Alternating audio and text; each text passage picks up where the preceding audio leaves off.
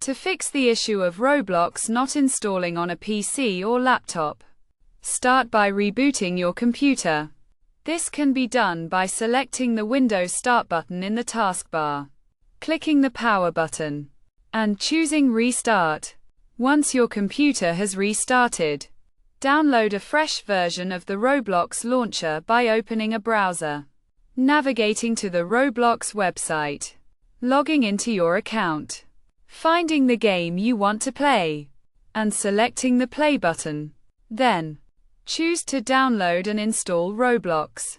Save the launcher, and open it to initiate the installation process. If the latest version of the launcher still doesn't install, try accessing the local app data folder by right-clicking the Windows Start button, selecting Run, and typing %local app data%. This will open the temporary files section on your computer. Scroll down to find the Roblox folder. Then navigate to the Versions subfolder. Sort the files by date modified, and open the most recent version. Find and select the Roblox installer, which should initiate the installation process using the cached installer. If this doesn't work, try a previous version of the installer.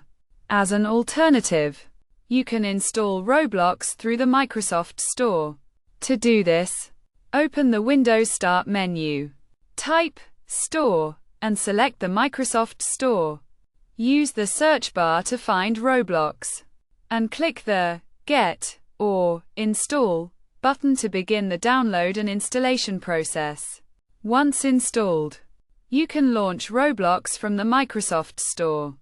By following these steps, you should be able to resolve the issue of Roblox not installing on your PC or laptop, whether you're using Windows 10 or Windows 11.